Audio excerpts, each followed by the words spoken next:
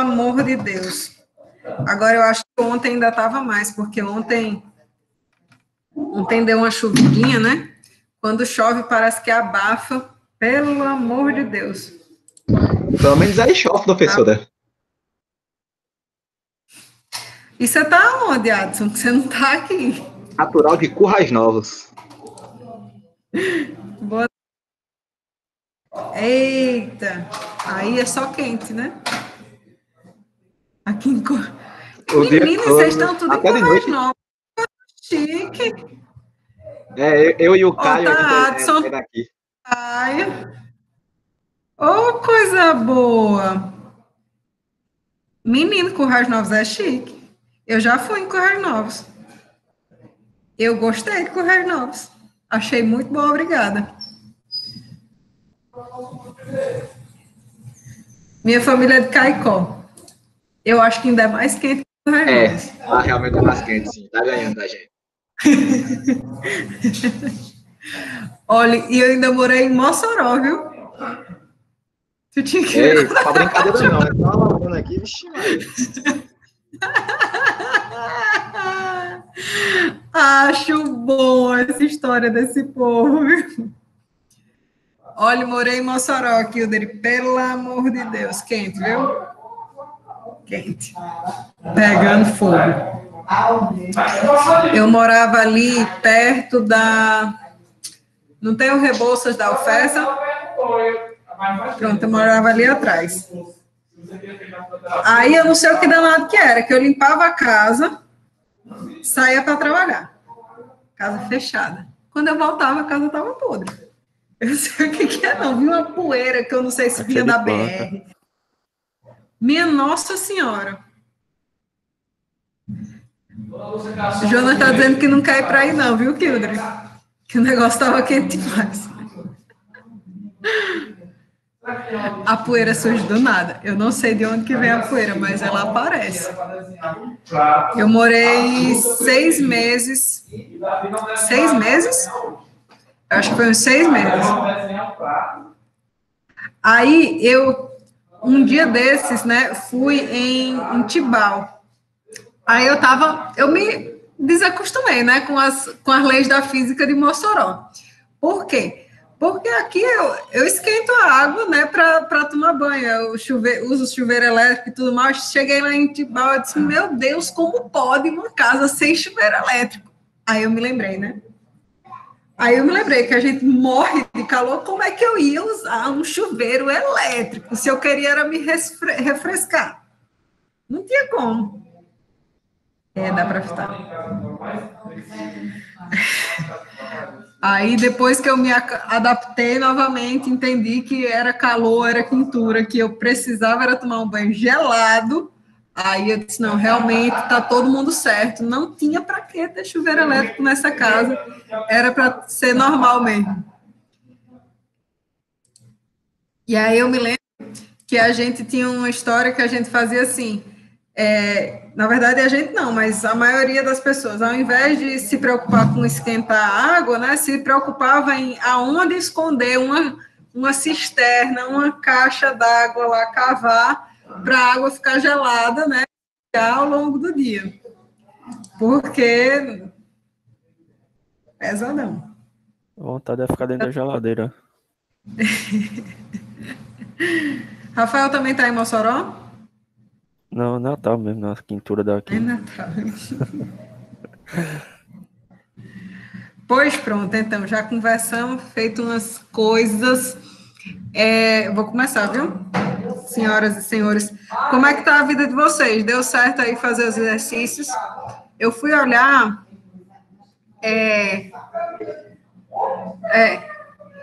eu fui olhar a lista de exercício 1, que está lá no CIGA, aí já tem questão referente à conservação da massa, à conservação de momento, tudinho já tem lá.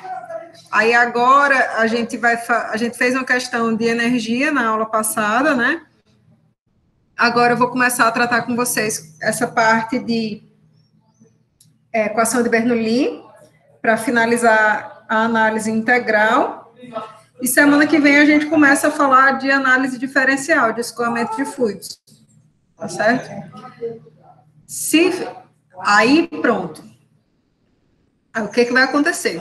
Eu vou precisar que vocês façam as listas, apareçam dúvidas, surjam com questionamentos para a gente poder sanar essas coisas, para eu poder marcar uma aula de exercícios, com vocês tendo dúvida, porque não adianta eu marcar uma aula de exercício para eu ficar aqui um dia inteirinho fazendo exercício.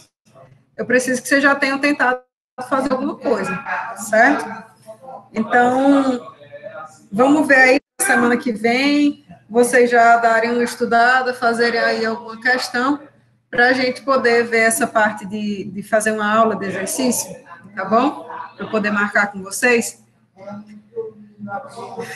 Show? Ótimo, então.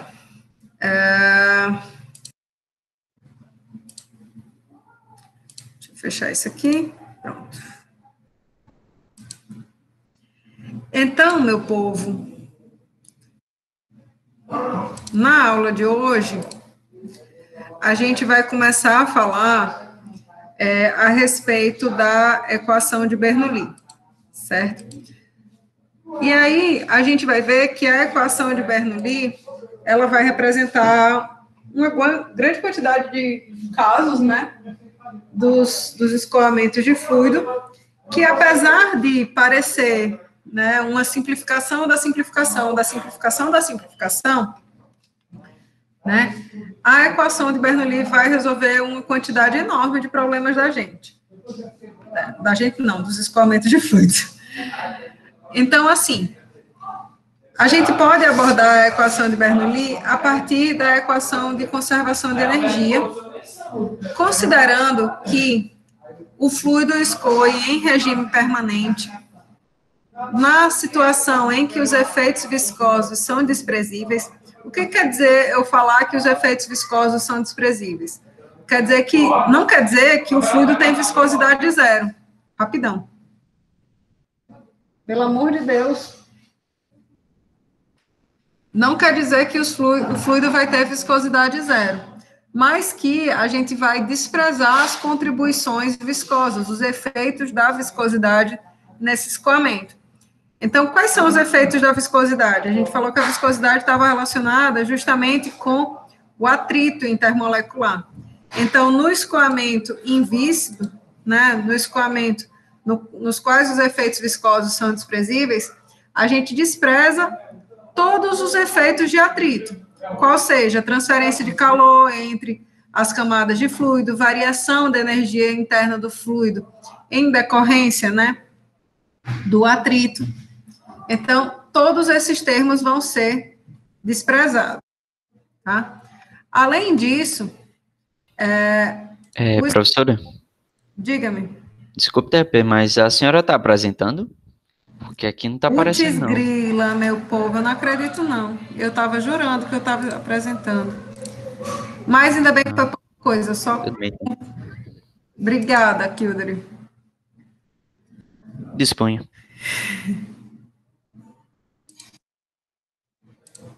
Agora foi, né? Então, a equação de Bernoulli, ela vai ser referente a esses escoamentos em regime permanente, né? Nos quais os efeitos viscosos, eles vão ser desprezíveis. E para um fluido incompressível, na ausência de máquinas, né? Então, a gente não vai ter presença de trabalho de eixo, né, nesse escoamento aqui, certo? Então, se a gente pegar a equação da conservação da energia, que a gente tinha tratado justamente na aula passada, só por dizer que esse escoamento ocorre em regime permanente, esse primeiro termo, ele já é automaticamente igual a zero. A gente falar que o escoamento é de um fluido invícido, ou seja, que esses efeitos do atrito, eles são desprezíveis, então esses dois outros termos também são desprezados, né? A gente afirmar que o escoamento ocorre na ausência de máquina também, e de outras formas de realização de trabalho, também acarreta, né, em desprezar esses dois outros termos aí, certo? Dessa maneira aqui, a gente fica com esta equação para representar a conservação da energia, né? Que a energia na forma cinética, potencial e de pressão do escoamento vezes a vazão mássica do fluido ao longo da superfície de controle tem que ser igual a zero. Só que a gente já sabe que em regime permanente, a equação da continuidade fica dessa maneira aqui, né?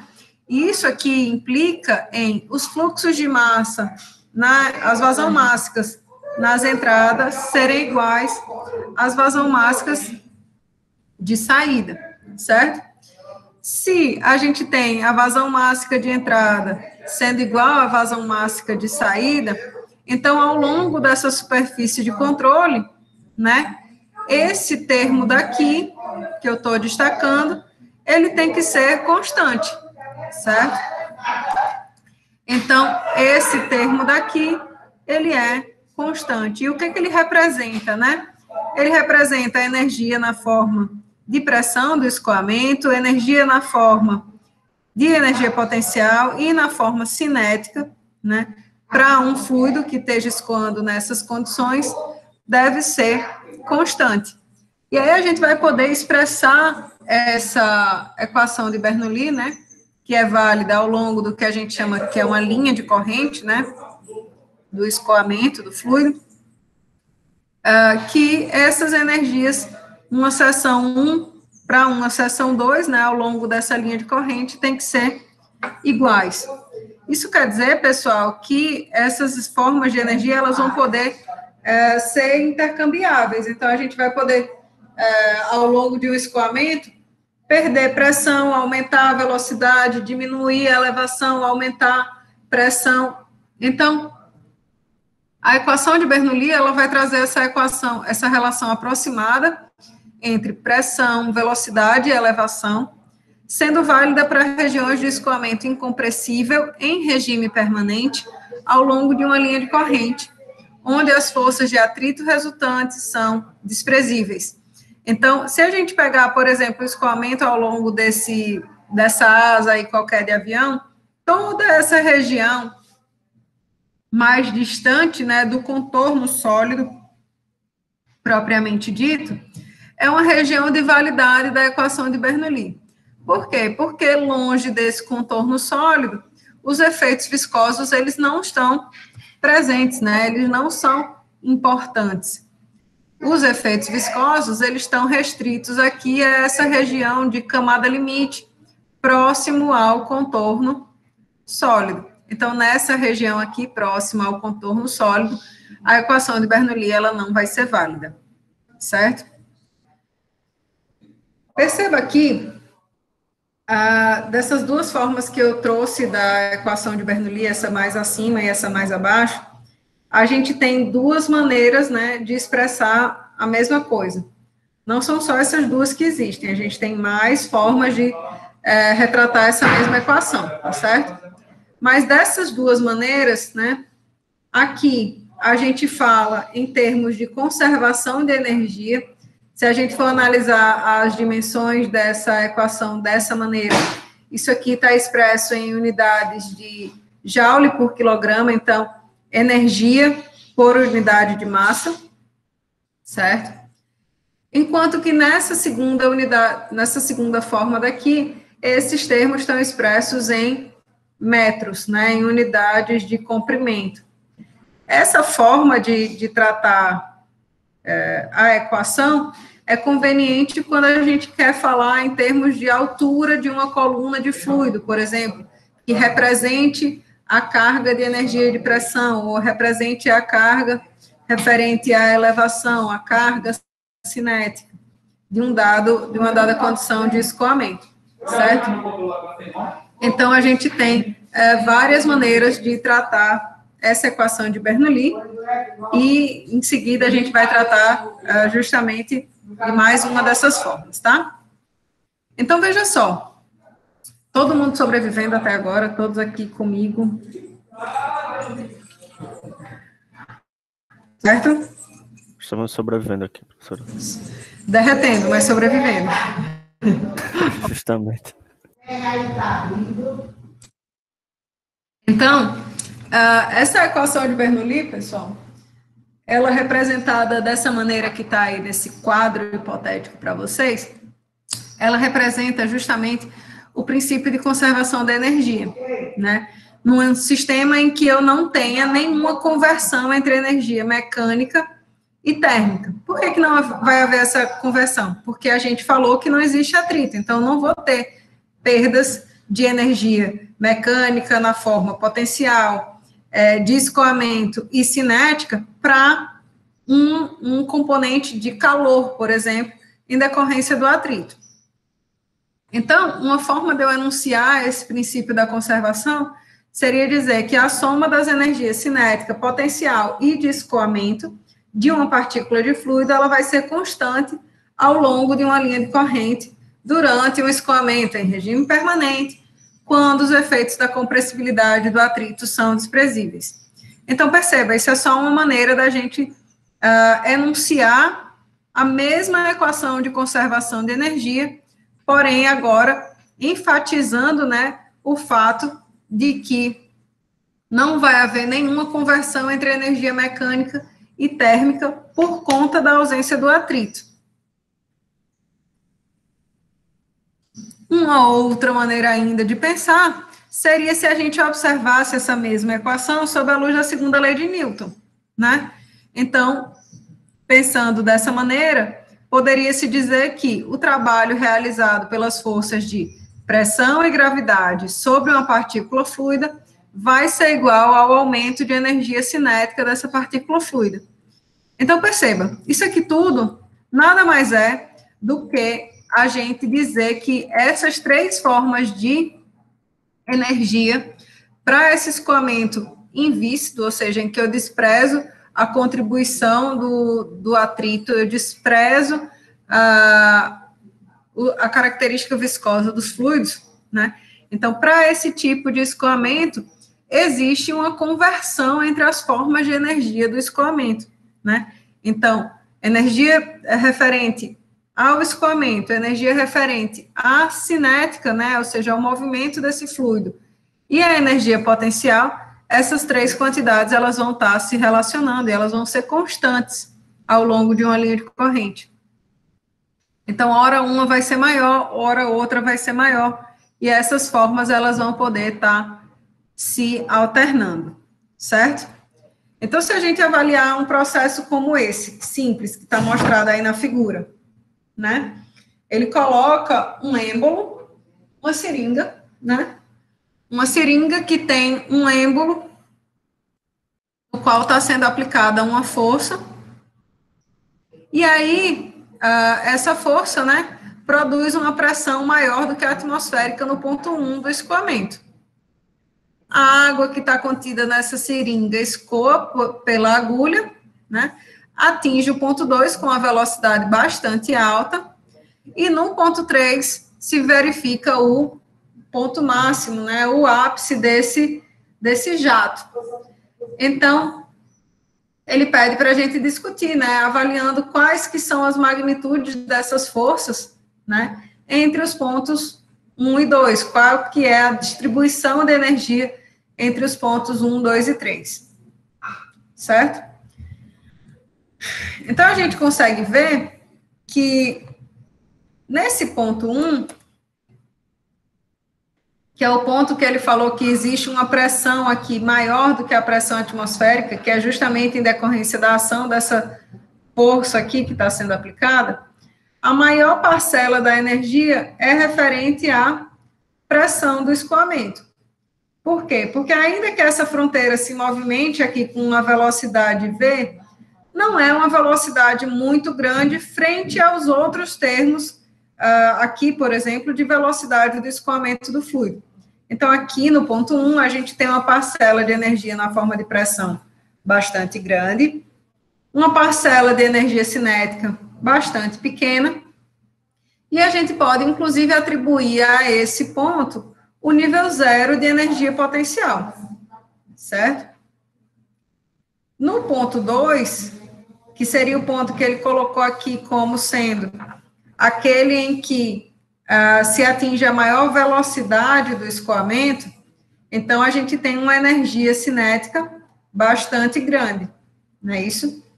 Porém, perceba que o ponto 2 já é a fronteira entre a região em que a pressão é maior do que a atmosfera e a própria atmosfera.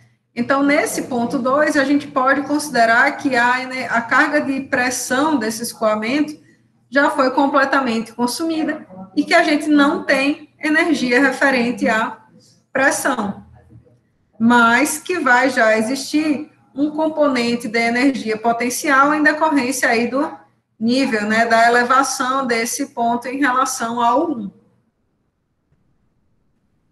No terceiro ponto, a gente tem que o fluido atingiu o ponto máximo, né? Nesse ponto máximo, a velocidade deve ser nula, né? Então, a parcela da energia cinética vai ser 0 nesse ponto. Como a gente falou para o ponto 2, no ponto 3 também a parcela da energia na forma de pressão é 0, e se observa que toda a energia que antes estava armazenada na forma cinética no ponto 2, agora ela se converteu em energia na forma de potencial, na forma potencial no ponto 3, certo? Então, se a gente observar esse problema na perspectiva da equação de Bernoulli, a gente consegue ver claramente as formas de conversão de energia do fluido, desde esse ponto 1 até o ponto 3, considerando aí essa linha de corrente que passa entre esses 3 pontos, certo? Dúvidas, meu povo?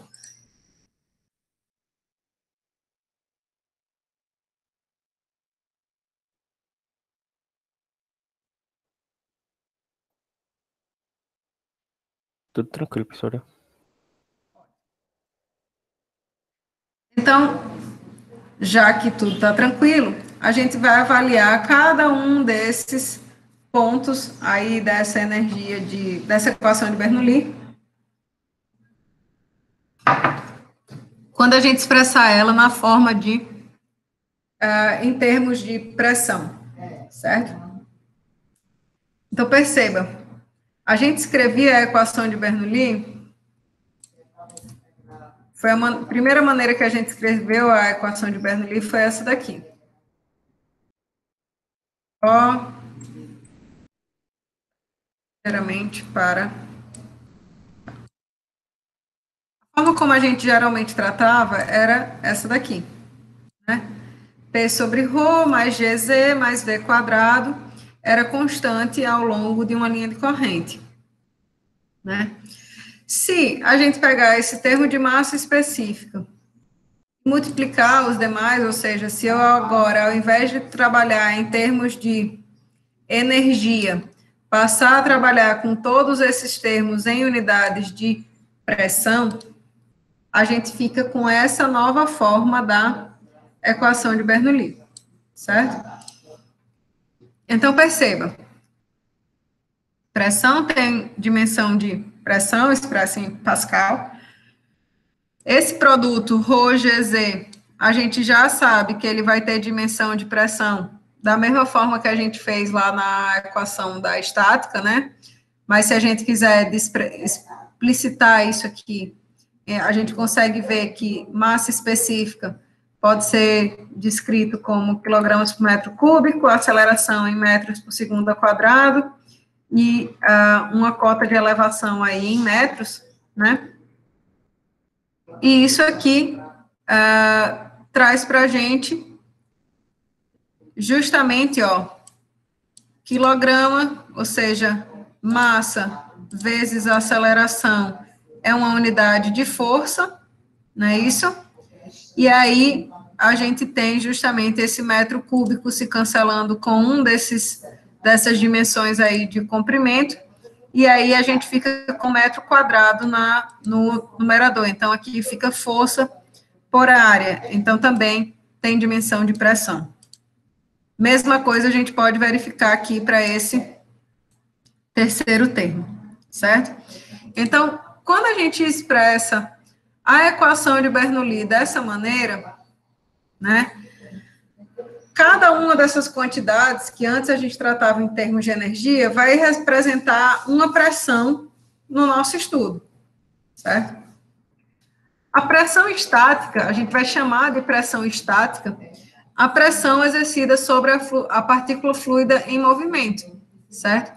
Ela vai ser a representação da pressão termodinâmica, realmente, do fluido. E ela não vai incorporar nenhum efeito de velocidade, energia potencial, nada. É só a pressão, realmente, que o fluido, pressão termodinâmica, que o fluido tem naquele ponto, certo? A pressão hidrostática, ela vai representar justamente os efeitos de uma possível mudança de pressão devido à variação de energia potencial do fluido. Então, ela traz, esse termo de ρGZ, traz a carga estática, a carga referente à energia potencial do escoamento. O termo metade de ρV quadrado, a gente chama de pressão dinâmica. O que é pressão dinâmica? Se eu pegasse um fluido que escoa com essa velocidade e levasse ele ao repouso de maneira isentrópica, o que quer dizer isentrópica? Isentrópica quer dizer adiabática e reversível. Tudo que ocorre de maneira adiabática e reversível é um processo isentrópico. Então, é um processo ideal de escoamento, certo? Então, o termo de pressão dinâmica surge se eu levasse esse fluido que está escoando escoando a uma velocidade V para o repouso de maneira reversível e adiabática, ou seja, sem nenhuma forma de atrito. Então, o termo de pressão dinâmica que a gente computa aqui, esse termo de metade de ρV quadrado, diz respeito a essa conversão da energia cinética em pressão devido só a essa aceleração nesse processo ideal, certo? E, como a gente tinha dito, né, o somatório desses três termos, ele é constante ao longo de uma linha de corrente. E aí a soma de todos eles é o que a gente chama de pressão total referente a um escoamento. Então, uma outra forma da gente também enunciar a equação de Bernoulli é dizer que a pressão total ao longo de uma linha de corrente, ela é constante, certo? Para o escoamento, obviamente, que atende todas as demais restrições, certo? Por que eu estou falando disso, né? Porque vai existir, além desses termos que estão claramente descritos aí na equação, né, de Bernoulli, existe uma pressão que a gente chama de pressão de estagnação. O que quer dizer a pressão de estagnação? A pressão de estagnação, ela diz respeito a eu levar um fluido que está escoando a uma dada velocidade com uma dada pressão à condição de repouso de maneira totalmente isentrópica. Então, na realidade, a pressão de estagnação diz respeito a eu levar um fluido que já tem uma dada pressão dinâmica, ou seja, aquela parcela que diz respeito somente à sua carga cinética, completamente ao repouso, né, sabendo que esse fluido escoa, né, a uma dada pressão termodinâmica, certo? Então, a diferença da pressão de estagnação e a pressão dinâmica é que a pressão de estagnação contabiliza a parcela dinâmica e a parcela termodinâmica, ou seja, a pressão estática que esse fluido tem, certo? Então, se num determinado ponto do escoamento eu consigo medir a pressão estática e a pressão de estagnação, a gente consegue isolar, né, aqui o termo referente à velocidade do fluido e calcular ele, né? Então, a velocidade de um fluido, ela pode ser estimada, né, se eu tiver a informação dessa dessas duas pressões, a pressão de estagnação e a pressão termodinâmica. Como que eu posso fazer isso? De que maneira que isso é feito? Como que isso funciona na realidade? Né? Existem duas maneiras que a gente geralmente faz para tomar a pressão, medir a pressão de um fluido que está em movimento, né? Inclusive, no próprio material, na própria prova de vocês, tinha lá eu não sei se foi agora na turma de vocês ou na outra, perdão, mas tinha lá uma questão, numa das turmas, que a gente fazia justamente duas tomadas de pressão de um fluido que escoava, e aí instalava um manômetro em U, e aí se fazia a medição de pressão pela diferença de altura das colunas de fluido, certo? Isso aí ocorre através de tomada de pressão na parede, como essa daqui. E dessa maneira aqui, a gente consegue medir a pressão que a gente chama de pressão estática, né, referente a esse escoamento, a pressão termodinâmica referente a esse escoamento. O instrumento que a gente chama de tubo de Pitot, ele é um instrumento para medição de diferenças de pressão, né, pressão de estagnação e estática num escoamento, e ele infere justamente a velocidade do escoamento. E ele funciona de maneira similar ao que está descrito aqui. Como assim? Se a gente coloca uma parcela da tubulação alinhada com o escoamento do fluido, veja que esse fluido, ele adentra essa tubulação aqui do instrumento de medição com uma velocidade V, que seria a velocidade do escoamento dele, e ele é sucessivamente retardado até a condição de repouso aqui nesse ponto. Não é isso? Isso considerando um processo aí em regime permanente. Então, esse caminho aqui percorrido por esse fluido, desde a condição em que ele está escoando com a velocidade V até o repouso, dá informação para a gente da carga dinâmica referente a esse escoamento, certo? Como esse escoamento ocorre a uma dada pressão P aqui, que seria a pressão estática do escoamento, então a gente consegue ver que esse lado, por exemplo, do manômetro está sujeito à medição da pressão de estagnação do escoamento, enquanto esse lado aqui do manômetro está sujeito somente à pressão estática, né, à pressão termodinâmica. Como que eu sei isso? Lembra que a gente falou, né, que, olha, aqui na parede da tubulação, o fluido vai ter uma velocidade igual a zero? Então, essas tomadas na parede da tubulação, elas refletem puramente a carga estática, né, a pressão termodinâmica do escoamento. Enquanto que esse lado aqui do manômetro, que está sujeito justamente ao fluido escoando a uma dada velocidade, reflete a carga estática e a carga dinâmica desse escoamento. Portanto, ele diz aqui a respeito, né, ele fala da pressão de estagnação do fluido. Então, se eu tenho a medição dessas duas informações em uma dada condição de medição, a gente consegue avaliar a velocidade com que um fluido escoa, certo? Dúvidas?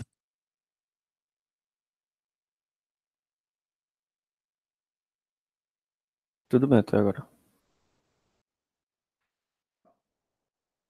Assim sendo, a gente pode resolver essa questão aí que está proposta nos slides, tá? Então, deixa eu só diminuir aqui e ajeitar ela para a gente conseguir resolver aqui mesmo.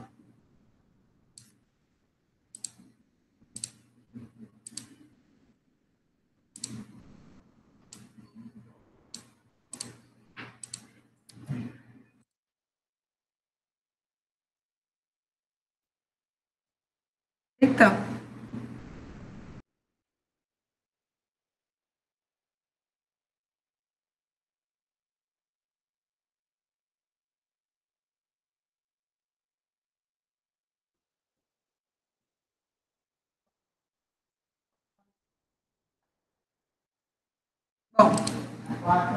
Então, veja só.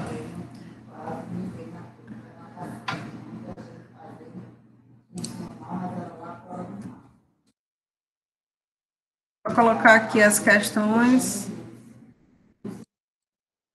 Questões não, as equações para a gente poder trabalhar.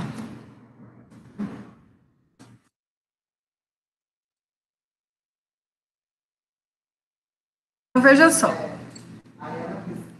A equação de Bernoulli trazia essa informação para a gente, né, da conversão de uma forma de energia na outra, né? E na questão ele diz assim: um tubo de Pitot é inserido em escoamento de ar na condição padrão.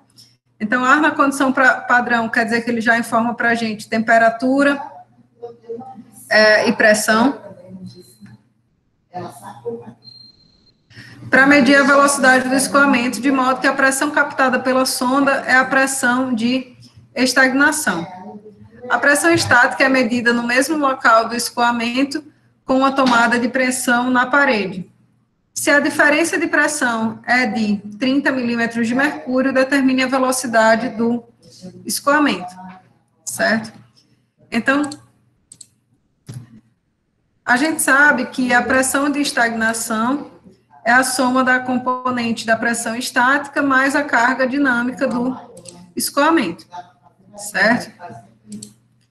Ele informa para a gente, na questão, que a diferença de pressão entre a medição da pressão estática na parede, ou seja, esse ponto aqui, e a pressão de estagnação é 30 milímetros de mercúrio, certo?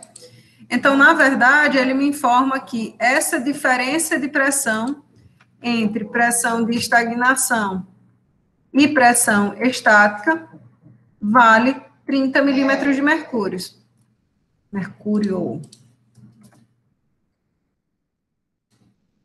Então, 30 milímetros de mercúrio, lá da estática, a gente sabe que vale justamente massa específica do mercúrio por G H da coluna de mercúrio, não é isso?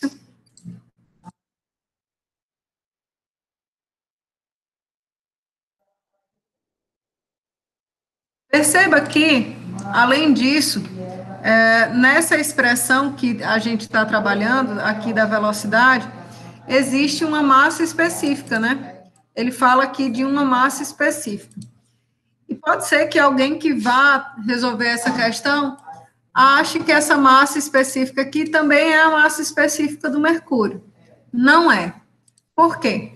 Porque quando a gente fala da diferença entre a pressão de estagnação e a pressão termodinâmica, a gente está falando da diferença de pressão do fluido que está escoando.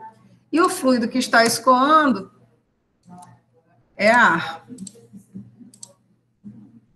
Então, aqui nesse termo, a gente percebe que essa massa específica aqui diz respeito ao ar que escoa, certo? Então, essa massa específica aqui diz respeito ao ar. Assim sendo, massa específica do mercúrio, 13.600, a aceleração da gravidade, 9,8, a altura da coluna de mercúrio, 30 vezes 10 a menos 3. Certo? A massa específica do ar, ele dá na questão sendo 1,23 quilogramas por metro cúbico. Certo? Então, dessa maneira, a gente consegue estimar a velocidade do escoamento do fluido. Ok? Essas dúvidas eram muito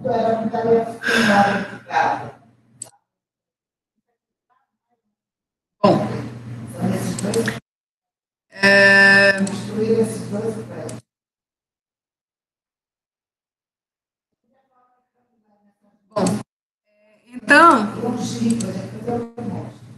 a gente consegue, todo mundo entendeu, pessoal, o que é pressão de estagnação, o que é pressão termodinâmica, carga dinâmica.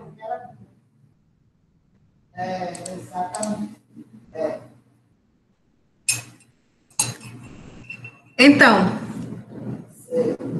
essa transformação, Nicolas, o que aconteceu? Ele dá o que a gente considerou? Ele diz que a diferença de pressão é 30 milímetros de mercúrio. 30 milímetros é a altura de uma coluna de mercúrio. Certo? Então, a gente vai considerar que... Vamos fazer assim. Deixa eu deixar essa resolução ali e eu vou resolver esse problema aqui, como se a gente fosse avaliar só essa questão aqui do manômetro, certo? Então, se eu colocar... Eita, tem coisa errada. Eu vou chamar aqui de um ponto A.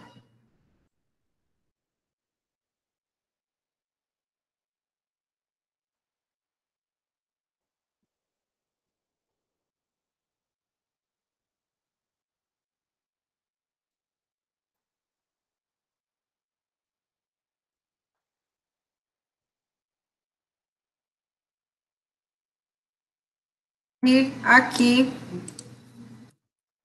um ponto B, certo? O que ele informa para a gente na questão é que a pressão no ponto A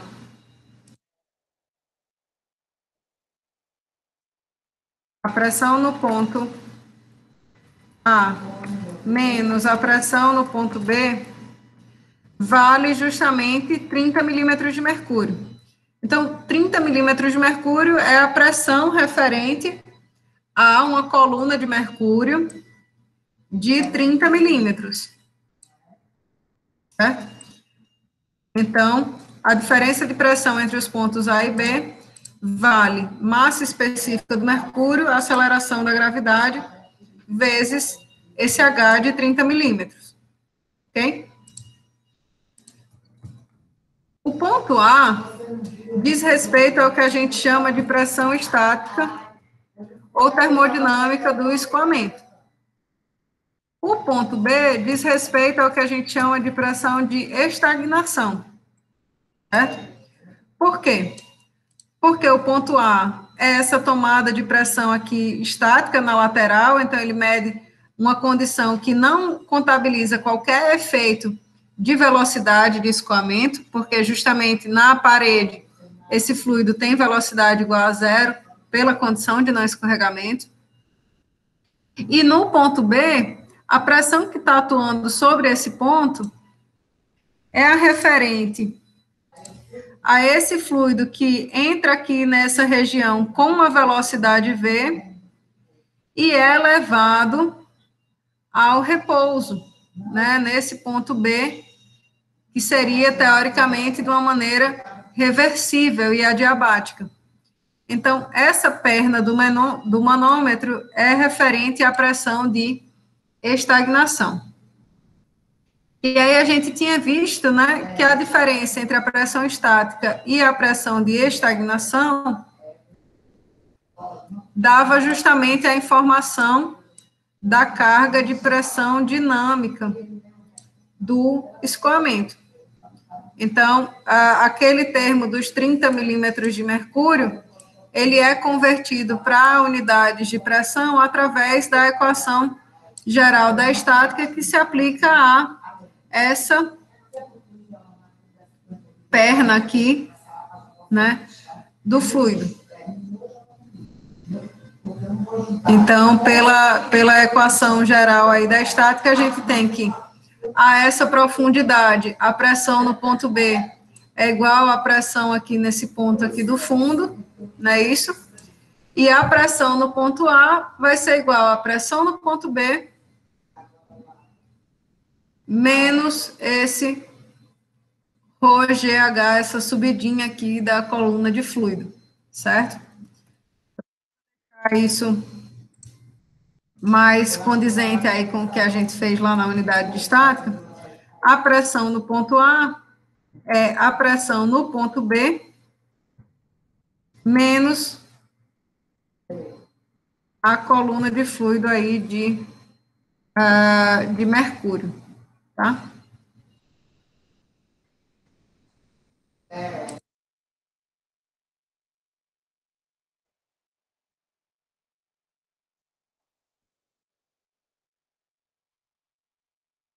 A gente poderia, inclusive, contabilizar essa perninha aqui de pressão referente ao ar, tá? Mas seria tão irrisório aqui que eu nem sei se ia fazer alguma diferença. Por quê? Porque 30 milímetros de coluna de ar é muito pouco. Deixa eu ver quanto é que isso dá de diferença de pressão. 30 vezes 30 dividido por 1.000, 30 milímetros, vezes 9,8 vezes 1,23. A diferença de pressão referente a contabilizar ou não essa coluna de ar é de 0,36 pascais. Então, é realmente muito pequena. Enquanto que o termo referente à massa específica do mercúrio, né, 13.600 vezes 9,8 vezes 30 dividido por 1.000. Vale 3.980 pascais. Então, é razoável a gente resolver essa questão da maneira que eu coloquei. Tudo certo, meu povo?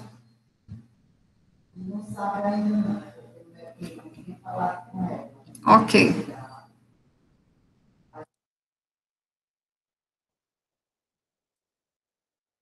Bom, mais uma questão aí para a gente resolver com relação à conservação da energia na perspectiva da equação de Bernoulli, certo? Oxi. Pronto. Nessa questão, ele coloca assim: que ar escoa em regime permanente, com baixa velocidade, através de um bocal horizontal, em que ele é descarregado para a atmosfera, né? Na entrada do bocal, a área é de 0,1 metros quadrados e na saída é de 0,02. Ele pede para determinar a pressão manométrica necessária na entrada do bocal para produzir uma velocidade de saída de 50 metros por segundo, certo? Então, aqui, ó, tá desenhado para vocês o volume de controle, né? Esse volume de controle inteiro. Aqui está justamente destacado o bocal, que é esse tubo cuja área vai diminuindo justamente para aumentar a velocidade do fluido, né? E aí ele diz, ó, que a pressão no ponto 2 é a pressão atmosférica, certo? Ele dá a velocidade dessa seção 2, a área da seção 2, a área da seção 1 e qual que é a massa específica do fluido. Então, essa questão aqui, ela é interessante para a gente, porque a gente vai poder usar vários conceitos, né, que a gente já vinha trabalhando, ok? Então, perceba que na equação de Bernoulli, a gente diz que ao longo de uma linha de corrente, esses termos referentes à carga de pressão, carga cinética e a carga de energia potencial do fluido, eles são constantes, certo? Então, o que eu vou fazer é aplicar essa equação de Bernoulli entre esse ponto 1 e 2, considerando que exista uma linha de corrente que o fluido passe, né, entre esses dois pontos.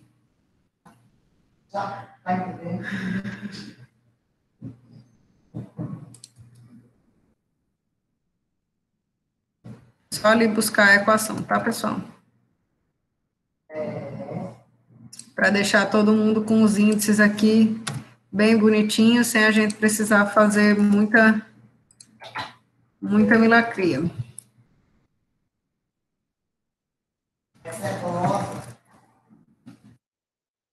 G, e G.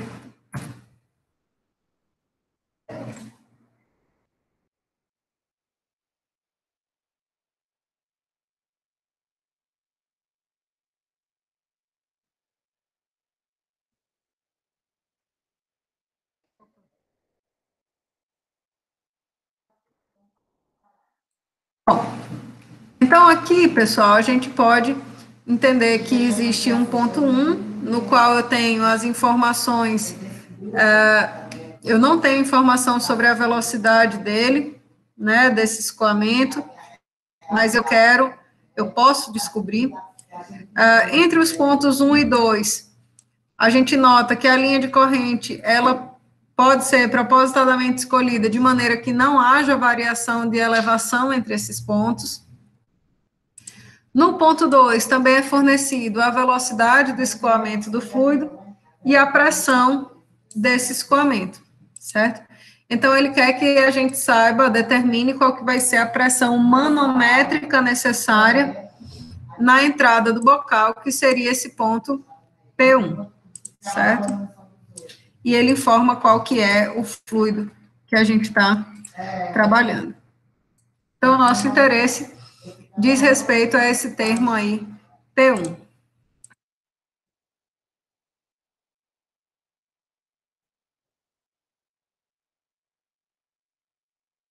Então, todo mundo concorda que eu posso fazer essa consideração de que não haja elevação entre os pontos 1 e 2?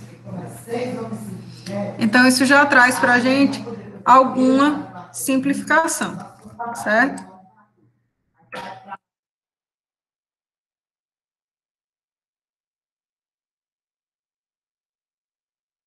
Além disso,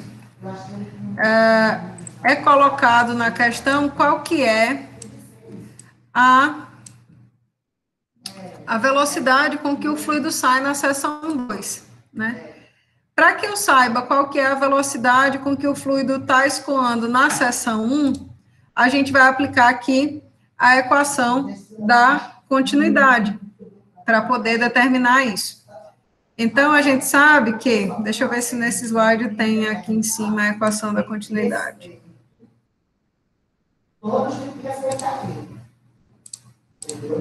Ótimo. A equação da continuidade diz para a gente isso daqui, né? E a questão informa para a gente que o escoamento é em regime permanente, ou seja, eu não preciso me preocupar com esse termo. De tal maneira que a gente vai se preocupar simplesmente com o fluxo líquido de massa através da superfície de controle, certo? Assim sendo, a gente vê que a vazão mássica na seção de entrada tem que ser igual à vazão mássica na seção de saída.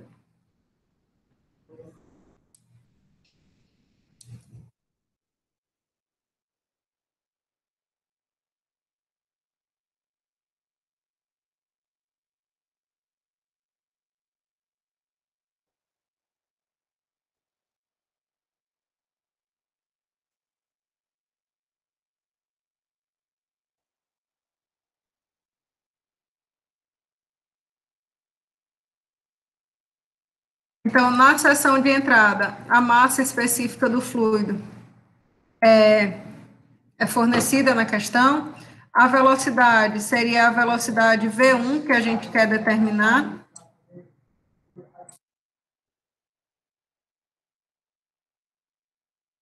E a área seria justamente a área A1. nessa seção de entrada, né, se a gente for olhar aí a relação entre esses vetores, velocidade referente ao escoamento e área que caracteriza a superfície de controle, né?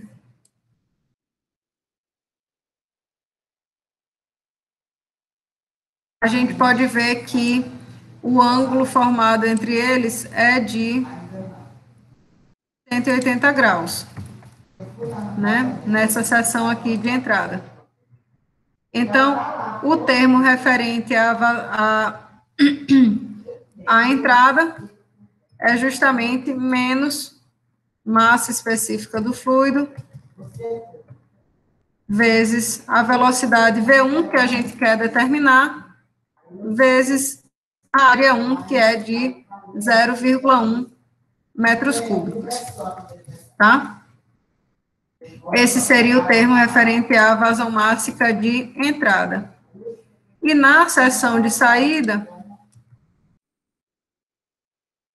massa específica do fluido, velocidade na seção 2, área da seção 2, e nessa condição, a gente sabe que o vetor que caracteriza a área na seção de saída aponta sempre com a normal para fora. Então, na condição aqui da seção 2, o ângulo entre eles é de 0 graus, né? Então, na seção de saída, a gente tem o produto da massa específica do fluido com a velocidade V2, que é de 50 metros por segundo, e a área 2, que é de 0,02 metros quadrados. Tá? E aí a equação da continuidade diz para a gente justamente que a vazão mássica de entrada tem que ser igual à vazão mássica de saída. Eu não sei se essa parte aqui ela já está muito calejada para vocês, se vocês já entenderam isso aqui sem maiores problemas, de tal maneira que eu já possa seguir adiante sem me preocupar muito, mas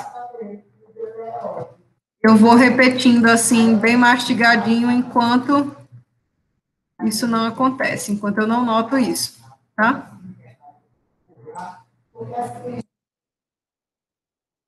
Então, fazendo assim, a gente consegue, então, determinar qual que vai ser a velocidade V1, né?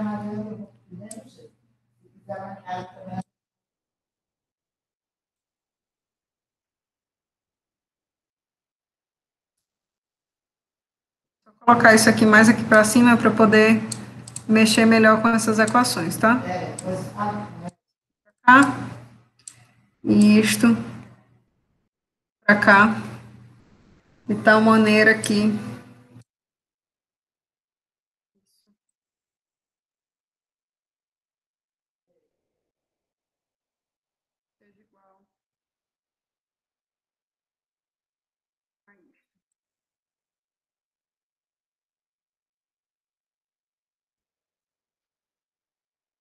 perceba que aqui eu não fiz nenhuma consideração sobre esse escoamento ser compressível ou incompressível, tá? Mas como ele coloca que o ar escoa a uma baixa velocidade, isso aqui me dá a segurança de supor que não haja variação na massa específica dele de maneira significativa.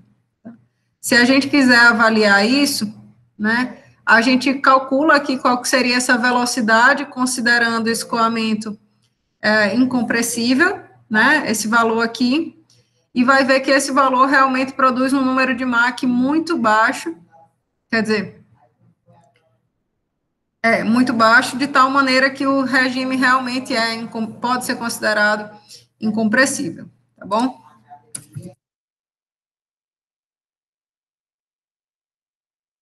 Então, aqui a gente já consegue calcular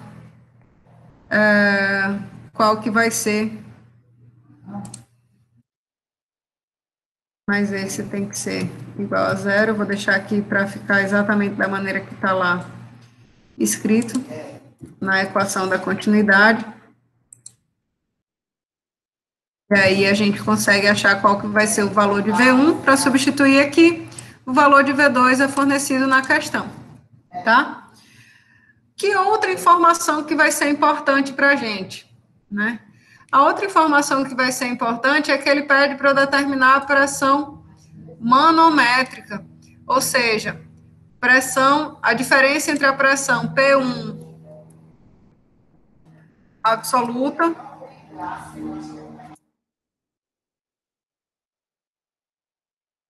menos o valor da pressão atmosférica, né?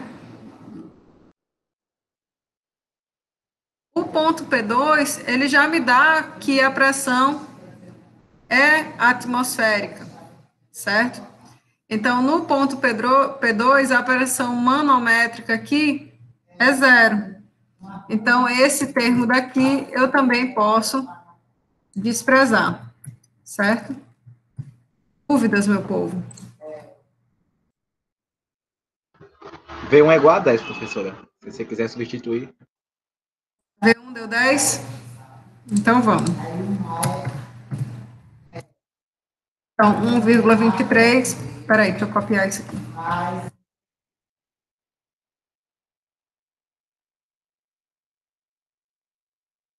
Vou substituir aqui a massa específica do fluido. Massa específica do fluido vezes velocidade 1 ao quadrado, na seção 3, 1,23, peraí, vezes 50 ao quadrado, dividido por 2. Então, aqui a gente consegue calcular qual que vai ser essa pressão no ponto P1, certo? Veja aí quanto é que dá, Adson, já que você já está com a calculadora.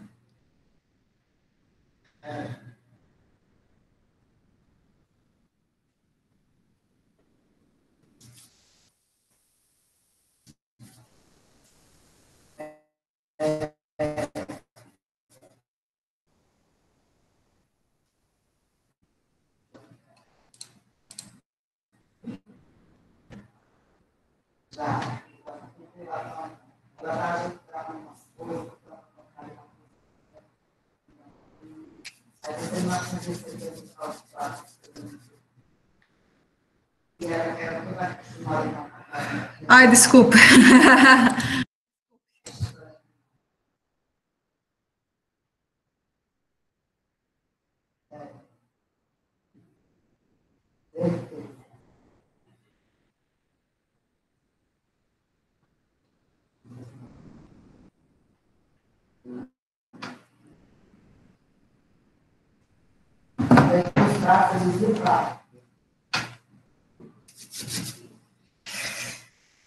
Ai, meu Jesus.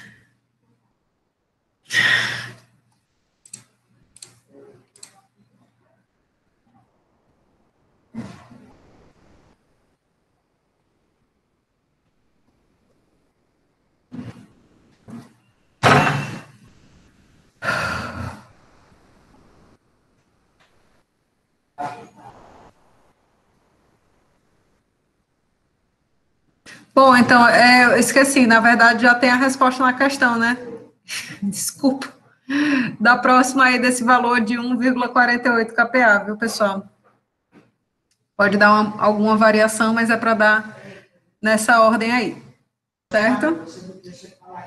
Então, meu povo, dúvidas aí até agora? Todos sobrevivendo? Algo de errado não está certo. 1815, 1,8.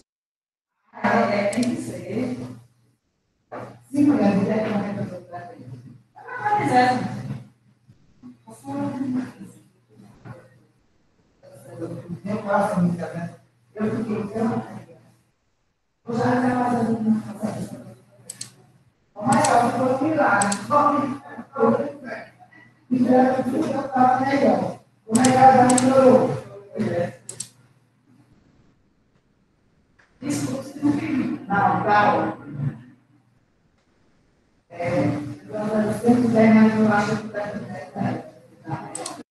Vamos ver, eu não sei o que pode ser que esteja errado. Vamos lá.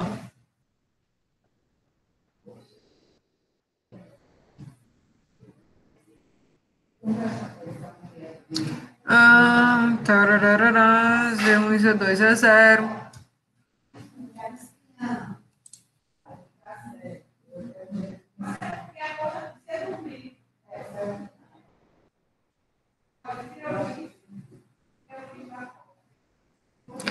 Ah, tá, meu povo. Desculpa, é porque não existia essa massa específica multiplicando velocidade, né, meus criaturas lindas do meu universo. Eu errei a equação na hora que eu copiei. Copiei uma e mexi em outra. Simples assim.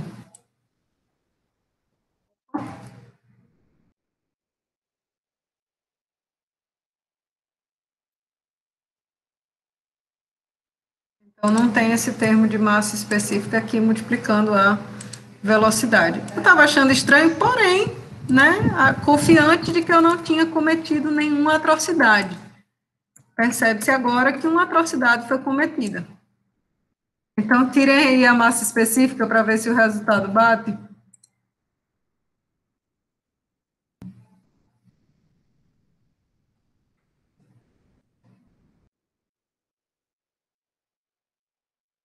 É, João, some.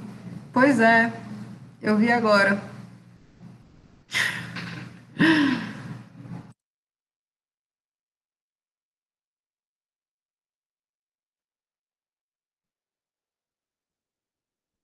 Veja aí se bateu, se chegou mais ou menos aí, onde a gente deveria chegar.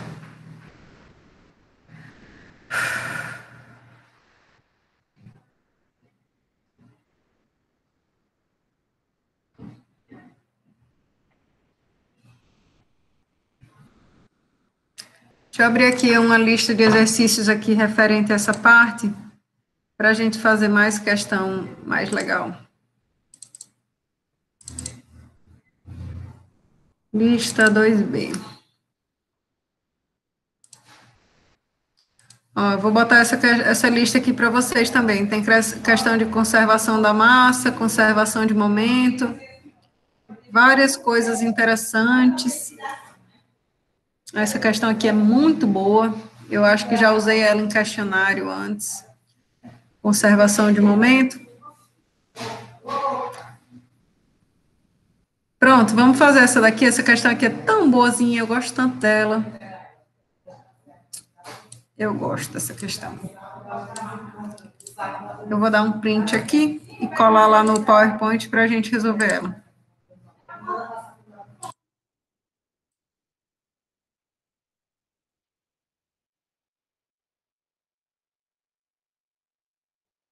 Mãe, dá meu número para ela logo.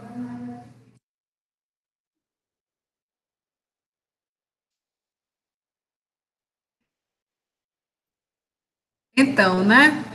A gente está numa casa nova, nessa história de pandemia e tudo mais.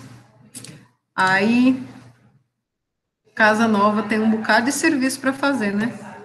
A pessoa tem que pintar, ajeitar, tudo mais.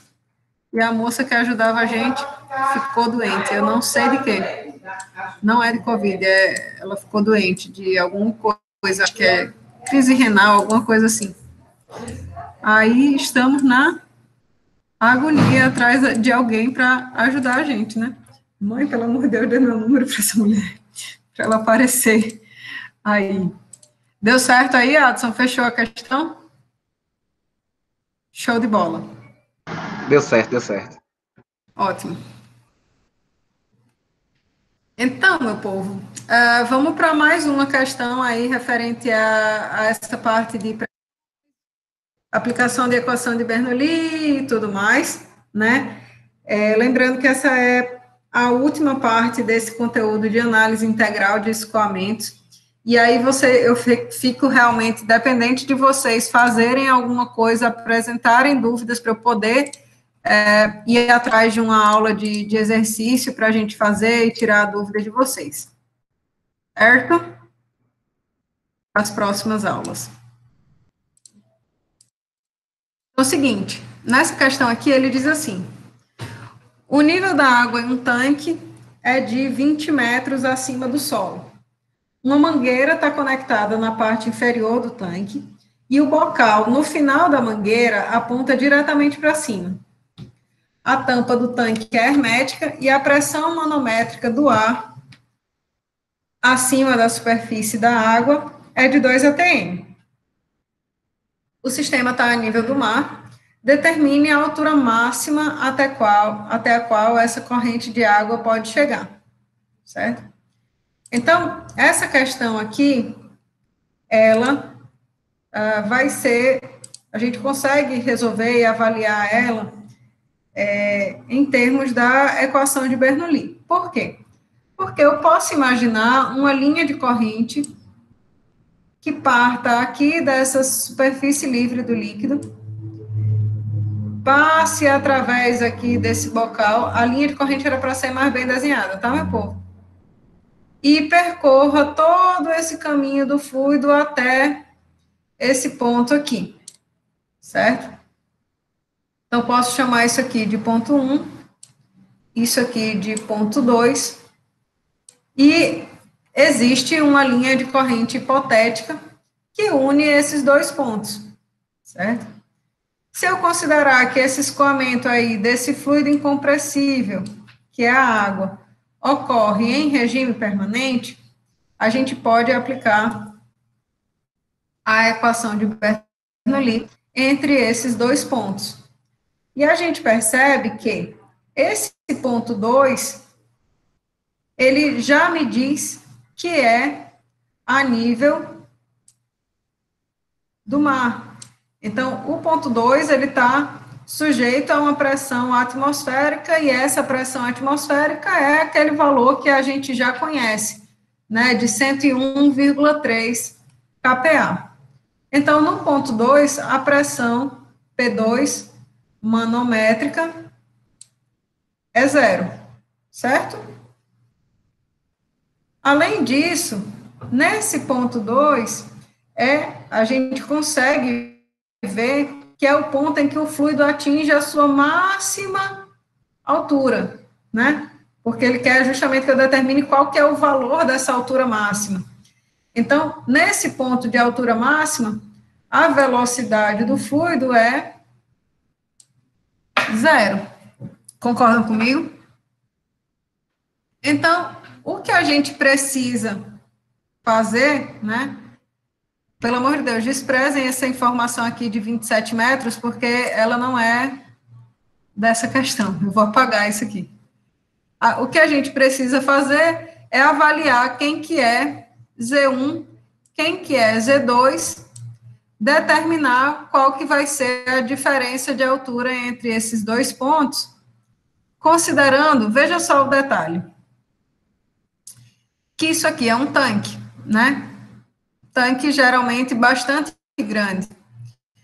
Ainda que eu esteja descarregando esse tanque aqui, né, a gente vai considerar que a velocidade com que essa fronteira aqui se move, ela é muito pequena. Então, a velocidade do fluido nessa seção 1, ela é 0, certo? Assim sendo, pode partir para resoluções. Então, o ponto V2 a gente disse que tem velocidade igual a 0. O ponto P2 tem pressão manométrica igual a 0. Por quê? Porque a pressão no ponto 2 é a pressão atmosférica local. O ponto V1 tem velocidade igual a 0, certo? E eu vou só cortar isso aqui para ficar melhor, antes que vocês se enrolem. E a gente precisa avaliar qual que é a variação de energia potencial, né, justamente entre os pontos Z1 e Z2. Para as criaturas que forem ver isso depois no YouTube. né? Então, V1 igual a zero, P2 manométrica igual a zero, V2 igual a zero. Mudar a cor disso aqui.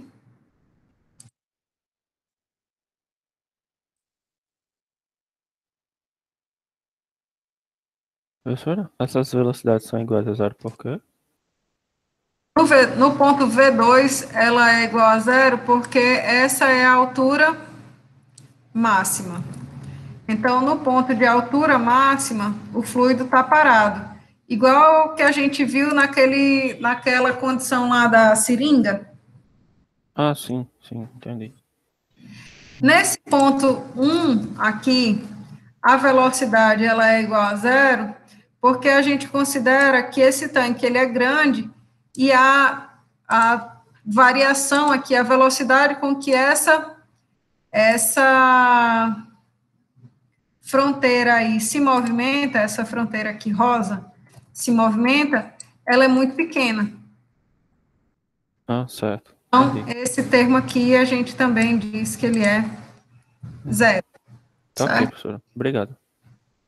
P2 também vai ser zero, porque a gente está dizendo que isso aqui é uma pressão manométrica, né? Então, vou colocar aqui pressão manométrica do ar, na seção 2. Tá? Eu estou só deixando assim mais ou menos destacado para depois, se alguém for ler isso aqui, conseguir entender o que é que eu considerei mais ou menos. Tá? Resultado. A gente tem P1 e tem Rho, né? Então, G, Z2 menos Z1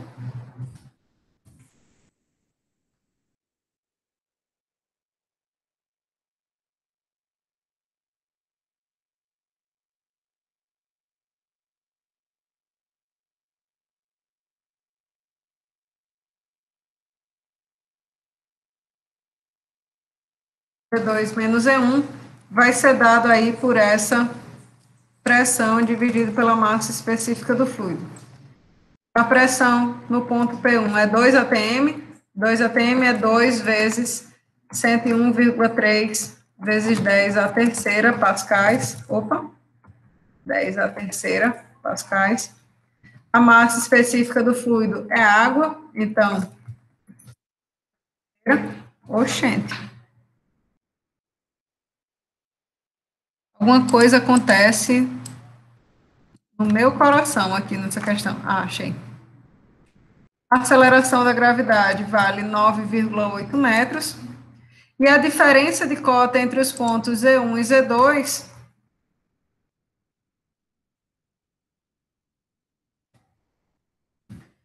vai ser justamente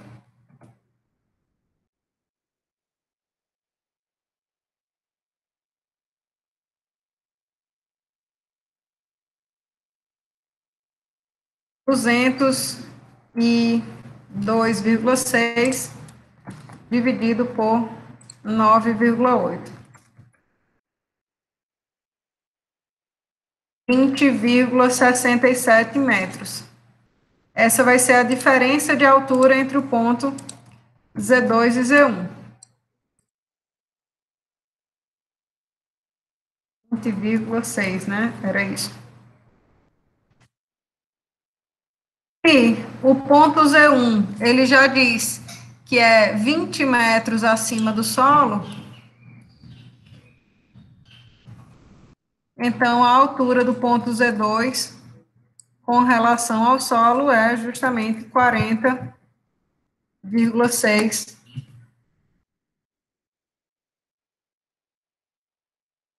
Ok, senhoras e senhores?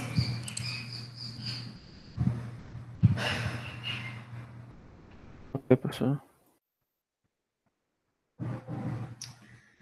Todos vivos, todos entendendo tudo. Todos sobrevivendo. Sobrevivendo. Quentura pegando fogo. mas todos sobrevivendo. Então, dúvidas? Alguma coisa?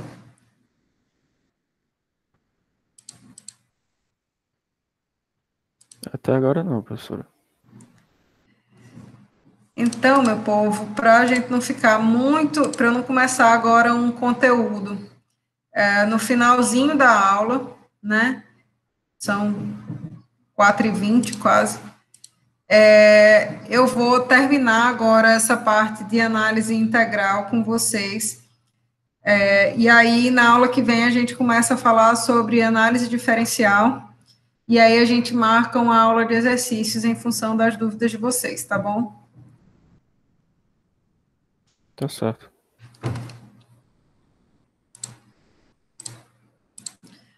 Também porque senão ia ficar muito, muito distante